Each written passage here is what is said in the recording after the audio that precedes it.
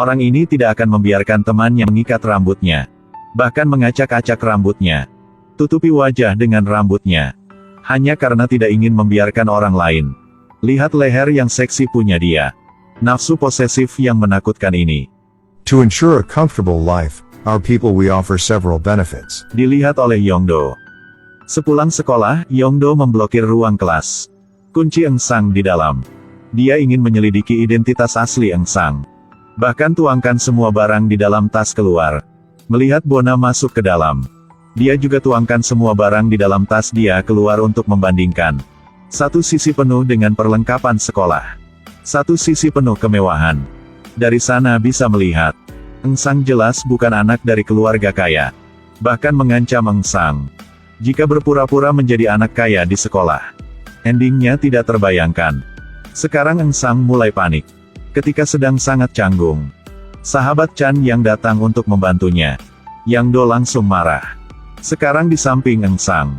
Di mana-mana juga ada orang yang melindungi dia. Ini menghasut nafsu Yang Do untuk menang. Ketika Kim Tan tahu bahwa Eng Sang dibully. Langsung lari ke sana.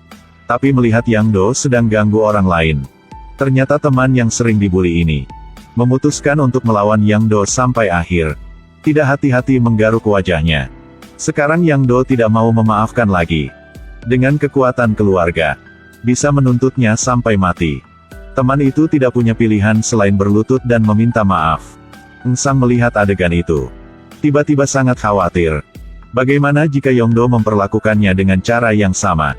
Akan seperti apa hidupnya dia? Pada saat itu Kim Tan datang suruh teman itu bangun. Lalu ketika Yongdo tidak menyadarinya. Meninju wajahnya. Sekarang aku memukul kamu. Apakah perlu berlutut dan meminta maaf? Yongdo berniat untuk melawan. Wali kelas muncul. Berdua dipanggil ke kantor kepala sekolah. Kepala sekolah karena status ibu Kim Tan. Jadi hanya khawatir tentang situasi Yongdo. Jadi sekolah ini juga milik keluarga Kim Tan. Ketika meninggalkan ruangan, Yongdo terus mengejek Kim Tan. Karena bukan ibu kandung. Jadi tidak peduli jika Kim Tan terluka atau tidak. Tapi hanya khawatir reputasi sekolah akan rusak. Bahkan mengatakan dia harus berpikir untuk pindah sekolah. Yang Do menebak status Eng Sang sebagai siswa miskin. Panggil Eng Sang untuk mengirim 2 mie hitam. Juga menggunakan akhiran punya teman itu untuk mengancam. Dan katakan jika Eng Sang datang. Dia akan berpikir untuk membatalkan kasusnya. Teman itu juga minta tolong sama Eng Sang. Eng Sang terpaksa harus pergi ke hotel. Melihat Eng Sang, suasana hati Yongdo jauh lebih bahagia. Dan Eng Sang ditakuti olehnya. Cara punya Yongdo membuat Eng Sang semakin membencinya. Tepat waktu, adik Yongdo juga mencari ke situ. Tapi Yongdo menolak dia. Rahel tidak bisa percaya. Apakah ada orang di dalam? Ketika dia masuk ke dalam, menemukan Eng Sang sedang makan mie sama Yongdo. Rahel mengolok-olok Eng Sang banyak trik. Bahkan Yongdo juga melindunginya. Ketika keluar, langsung telepon Kim Tan untuk laporan. Tetapi tidak mengharapkan tindakan ini. Mempromosikan cinta antara Eng Sang dan Kim Tan. Ponsel dia berdering. Tapi bukan dari orang yang dia mau angkat. Tapi detik kemudian, orang yang menelepon itu muncul di sampingnya. Yongdo tidak kekerasan seperti dulu lagi. Tapi lihat dia sekarang lebih kejam dari sebelumnya. Eng Sang hanya bisa dengan patuh simpan no HP-nya. Setelah pulang sekolah, Eng Sang berangkat kerja di kafe. Pada saat itu Yongdo menelepon lagi. Eng Sang tidak mau angkat. Setelah itu melihat Yongdo sudah datang ke kafe dari kapan. Bagaimanapun, Eng Sang tidak akan mengangkat telepon dari Yongdo. Hari ini situasi hati Yongdo tidak baik. Ingin mencari orang untuk curhat. Dan tepat waktu Kim Tan juga muncul. Dan tanya Yongdo ngapain di sini. Tidak lupa mengancam dia jangan aneh-aneh dengan Cha Eng Sang. Perang kecemburuan pecah antara dua pria. Pemiliknya menyuruh mereka mengambil air untuk diminum. Ternyata Eng Sang sudah selesai kerja. 2 gelas air ini Eng Sang bayar dari uang sendiri. Untuk mereka berdua minum. Ketika Yongdo keluar dari kafe. Menemukan bahwa motor dia sudah diangkut sama polisi. Kim Tan sangat senang. Karena dia yang laporan. Orang di bawah umur bawa sepeda motor itu adalah ilegal. Ronde ini Kim Tan menang. Setelah sampai ke rumah, Kim Tan datang ke kamar punya pembantu ingin mencari Eng Sang. Ketika mau ketuk pintu, Eng Sang tiba-tiba keluar. Mereka ingin berbicara. Ibu Kim Tan tiba-tiba muncul. Mereka hanya bisa bersembunyi di kamar simpan barang. Tapi kamar ini terlalu sempit. Mereka berdiri di dekatnya. Suasana tiba-tiba menjadi romantis. Ketika Kim Tan ingin mencium Sang, tiba-tiba berhenti. Dia pergi ke ruang bawah tanah, Kim Tan juga ikuti dia. Sang sedang belajar dan Kim Tan di samping melihatnya. Tiba-tiba marah karena cemburu, tanya Sang. Hari ini Yang Do sudah omong apa sama dia? Sang ingat hari ini merasakan bahwa Yang Do sangat berbeda. Sepertinya ada sesuatu buruk di hatinya. Mendengar Sang omong gitu, Kim Tan mulai cemburu lagi. Jadi Choi Yang Do tahu tempat kerja kamu. Bagaimana penjelasannya? Kamu suruh aku harus jelaskan apa? Aku juga baru tahu. Setelah berbicara sebentar, Kim Tan bereaksi. Sebelumnya dia selalu berpikir bahwa Yang Do karena ingin menghadapinya sering menyebabkan masalah untuk Sang. Sekarang dia sudah mengerti. Yang Do sudah sukai Sang juga. Dan Yang Do sedang berbaring di sofa. Terus berpikir. Adegan sedang bercanda dengan Sang di sekolah. Sekarang dia juga tidak mengerti.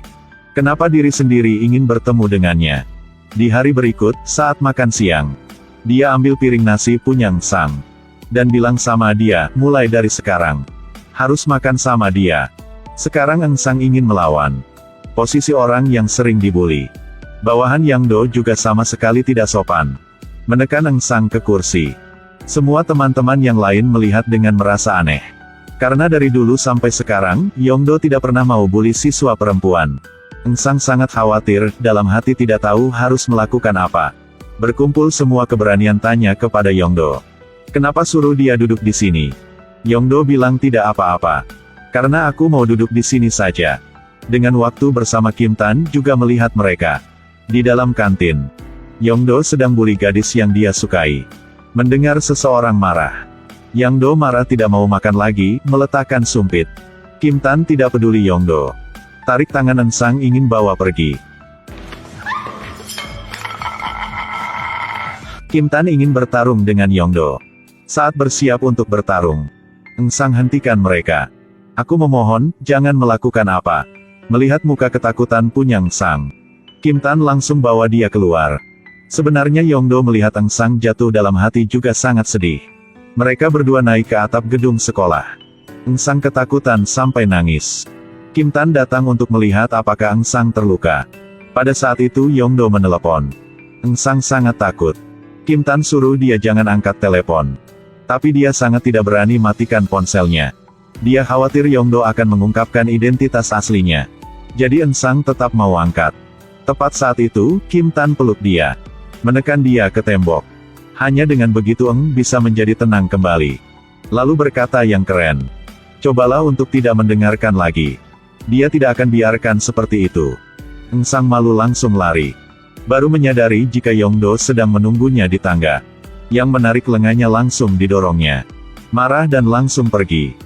Teman di samping menemukan. Di seragam penuh dengan makanan. Dia merasa aneh. Yang Do tidak pernah menggertak gadis. Yang Do menjelaskan hanya karena dia penasaran. Bagaimana suasana hatinya jika Sang jatuh.